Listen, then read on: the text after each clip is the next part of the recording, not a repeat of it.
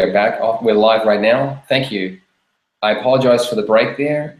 We're still ironing out or getting this Q&A or open format rolling, and I assume in the next week or two it'll flow more smoothly, but don't worry. We have Belen, the Libertarian Latina. Actually, you should like her on Facebook. Facebook.com/ or it's / Libertarian Latina. She's our reporter in Argentina. And we were just basically running through the GOP field in the United States and what has been happening of late. But we've only got about 10 minutes to go. So I want to just round that up a little bit and mention the points of view from the PanAm Post contributors or columnists, and then the latest development. We've got three things going on. We've got Maria Teresa Romero, one of our columnists. She's a Venezuelan, and she's noted correctly that Marco Rubio, of all the candidates in the GOP, and more so than Hillary Clinton, and I don't know who else on the Democratic side is going to challenge her, he is the most hostile to Cuba and Venezuela, or the outright communist regimes, and that maybe that makes him seem like a neoconservative, and maybe he is. I don't know whether he wants to take that label or not, but at least the Venezuelans and Cubans here like that a lot. They like someone to get aggressive about it. That's an important consideration, that his base seems to be the Venezuelans and Cubans here in Florida. Whether that can get him any traction around the country, I don't know.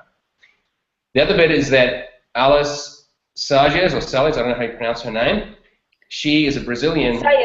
Salles. She's a Brazilian columnist who now lives in Los Angeles, and she basically wrote a note saying how there's a lot of misunderstanding around these candidates, in particular Rand Paul, because people called him an ultra-conservative and assume, and particularly in Brazil, she was talking about, they call him an ultra-conservative, but she thinks that's a gross inaccuracy or misrepresentation, and that he is really a mixed bag. You know, he has different views on different issues, and people are often too stuck in this left-right paradigm, which we avoid at the PanAm Post. We want to be more precise than that.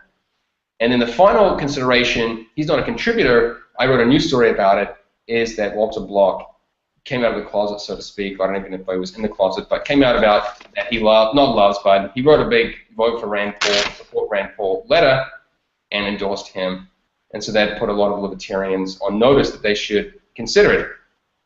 But man, we really tight on time, so I want Belén to talk about the latest developments in Cuba, and because there was a quote election recently, and the first time some opposition candidates were on the ballot for 60 years, or I don't know when exactly they were the last elections, but not for many decades. So Belén, what exactly, what is this election? What happened of late? Well, Fergus, as you mentioned, there were elections in Cuba, and I want to highlight these things that I'm doing with my fingers. Speech marks. Yeah. Marks, yeah. Yeah, exactly. Because I spoke with one of the two dissident candidates that they presented themselves as candidates this last Sunday. Wait a second. Bacon, shut up! I have a little puppy here and just moving around. There were two candidates, two opposition candidates.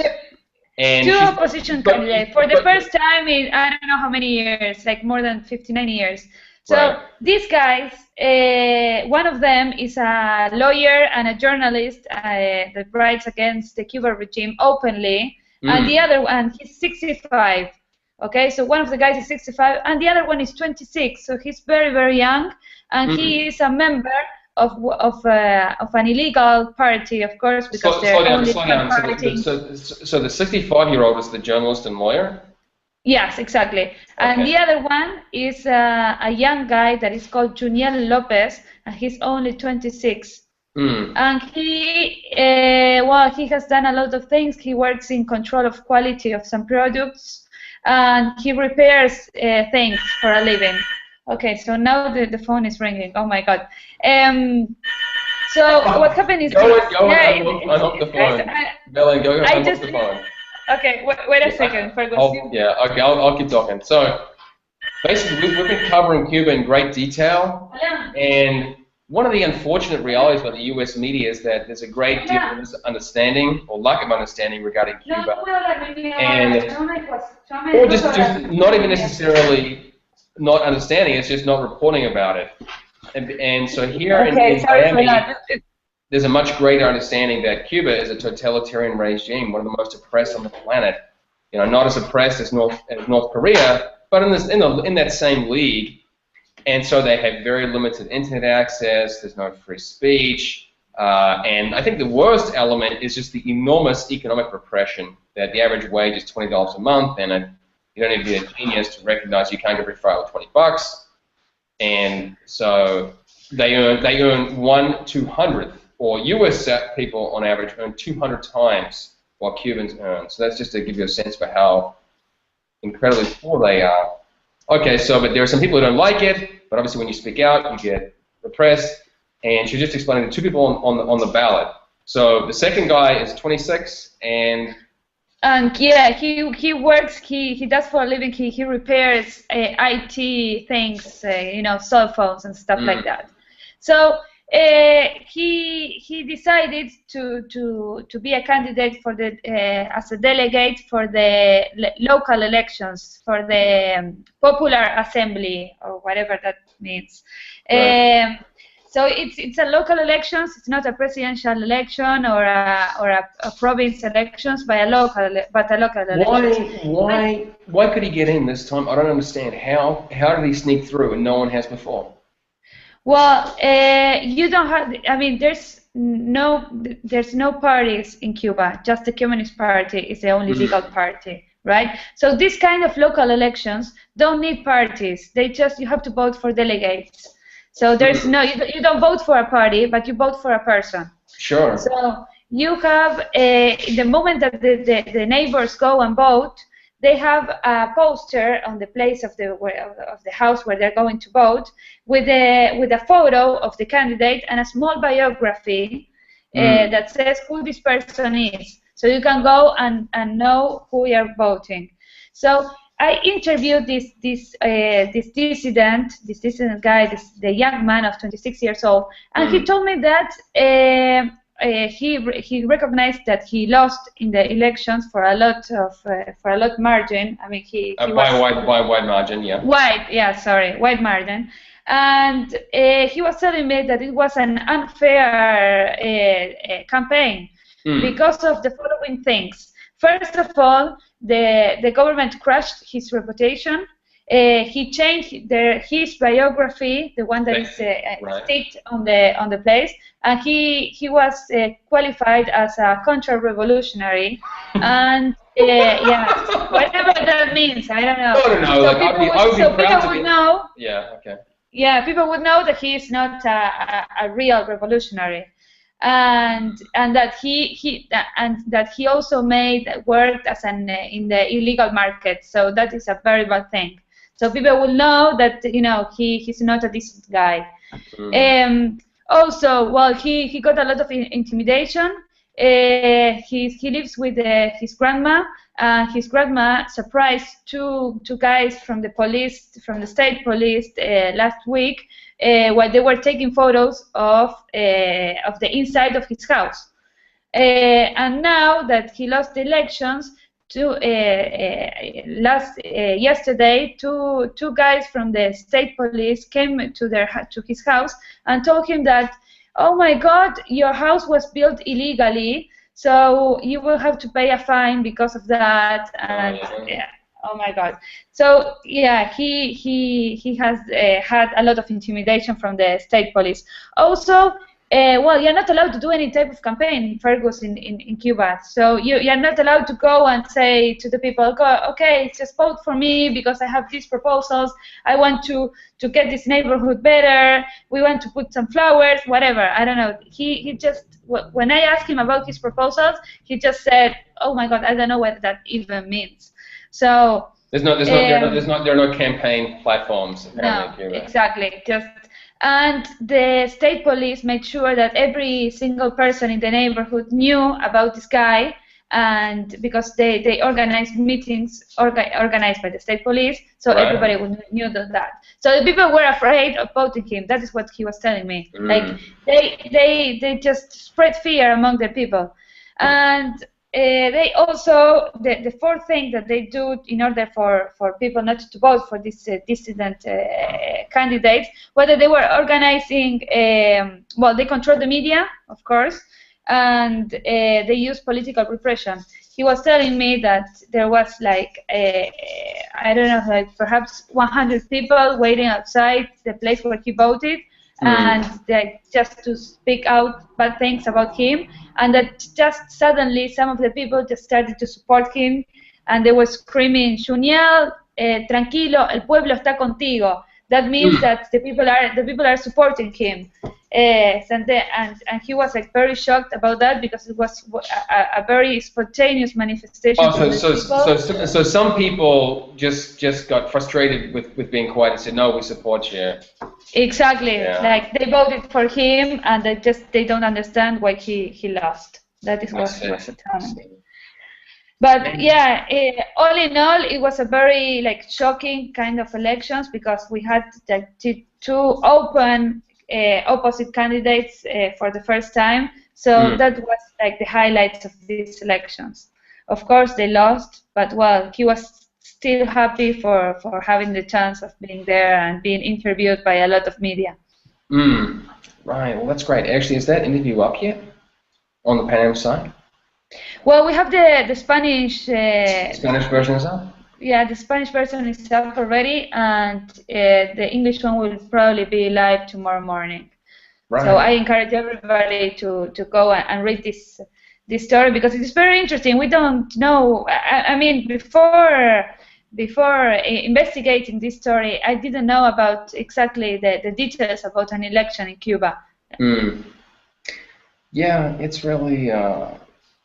I don't know. I've had to wrap my head around it. I think the big challenge is that Cuba is stuck in maybe the 1940s or worse, because Cuba was a relatively prosperous place in the 1950s, and they've basically been in degradation since then. Only now are sort of modern technologies kind of creeping through and getting into that. Yeah. You can call me a paranoid, but every time I called someone on Cuba, just the phone suddenly hung up. I mean, the conversation crashed at some point. Yeah, I mean, I have to call twice or 3 times to the same person in order to get a full conversation because it suddenly, Right. So either someone is tinkering, or they have just terrible phone lines. I don't know. I'm not saying anything. The facts of whatever happening to me while I speak with these people. I mean, I don't know. It's just something I wanted to highlight. I want to add to that too. That basically it's a Soviet economy, and they have a great degree of surveillance, and so we covered a lot, and it's hard because we can't get an audience there very easily because so few people on the internet, and internet costs I think between $5 and $10 an hour. So if you're making $20 a month, well, you can't really afford to go on the internet at all. So some of them get support from some embassies. It's fair to say that. Yeah, some of them go to embassies, or they can get exiles from the United States or elsewhere to send them money. And then I will have dinner with 4 dissidents here in Buenos Aires tomorrow, and they begged me for me to help them get some cell phones, pen drives, especially pen drive, flash drives, in order, just fill that with books or papers or articles about freedom, about elections. Wow. Yeah. So I have been doing that this morning, just trying to help them, and I got a Samsung for them, a cell phone for them. They were like extremely happy for that, and and the other thing that they asked me to is shoes. They begged me for shoes. They said that they don't have. I was like, I don't know. Well, I don't know There's a joke, right? Maybe you've seen this cartoon where there's a guy walking on the clouds, right? going up to heaven. Yeah. And then the guy goes, bienvenido, so welcome. He goes, no hay trabajo, no hay dinero, no hay zapatos. And he goes, coño, Cuba. I don't know if anyone. I think that joke it's a perfect illustration about what is happening right now there. I haven't been to Cuba, but I mean, I would love to go now and report from there and just. Yeah, I mean, the problem is I'm afraid. I don't know what you're doing, but I'm seriously afraid that they will try and hurt me if I go. I mean, I probably still will, but I'm just like, chances are, I'm concerned that someone will try and interfere. Well, a friend of mine, and it's the person that was in charge of bringing Ayn Rand's books to Argentina and getting translated into Spanish. She traveled to Cuba, and I think she was in prison for 16 hours there. So, yes, I mean, I would be afraid of doing that, but I don't know, Fergus. I don't know. You gotta live. Okay, well, we're gonna wrap it up. People, I don't know if anyone is tuning in right now, but Glenn, yeah, you look lovely tonight, and I'm glad to be able to hear your perspective. I hope that we can iron this out for coming weeks, and people can engage with us. I really want people to interact and tell us what they want to know about, how we can improve our work, and just make an open dialogue. Fergus, one more thing. I was thinking, I think Liberty Me shared the article about Ana Olema, the Cuban that has become an anarcho-capitalist. Yeah. Yes. So maybe we can try to bring her into the show next in 15 days from now. I don't know what you think about it. Sure, I can chat with her about it. That's fine. Okay. Yeah. If you haven't read that article, that interview, I encourage you to do that. She's a Cuban that has traveled. Beautiful Cuban, yeah. Yeah, and she has traveled from Ecuador to the United States to get into a more free country. She's now living in the States, and she has become an anarcho-capitalist. So she has a very interesting insight about this philosophy. Yeah. I agree. Okay, Fergus, thank you very much. Good night, Belen, and good night all. Ciao. //Libertarian Latina. She's a reporter in Argentina, and we were just basically running through the GOP field in the United States and what has been happening of late. But we've only got about 10 minutes to go, so I want to just round that up a little bit and mention the points of view from the PanAm Post contributors or columnists, and then the latest development. We've got three things going on. We've got Maria Teresa Romero, one of our columnists. She's a Venezuelan, and she's noted correctly that Marco Rubio, of all the candidates in the GOP, and more so than Hillary Clinton, and I don't know who else on the Democratic side is going to challenge her, he is the most hostile to Cuba and Venezuela, or the outright communist regimes, and maybe that makes him seem like a neoconservative, and maybe he is. I don't know whether he wants to take that label or not, but at least the Venezuelans and Cubans here like that a lot. They like someone to get aggressive about it. That's an important consideration, that his base seems to be the Venezuelans and Cubans here in Florida. Whether that can get him any traction around the country, I don't know. The other bit is that Alice Sages, or Salis, I don't know how you pronounce her name, we're back. We're live right now. Thank you. I apologize for the break there. We're still ironing out, getting this Q&A or open format rolling, and I assume in the next week or two it'll flow more smoothly, but don't worry. We have Belen, the Libertarian Latina. Actually, you should like her on Facebook.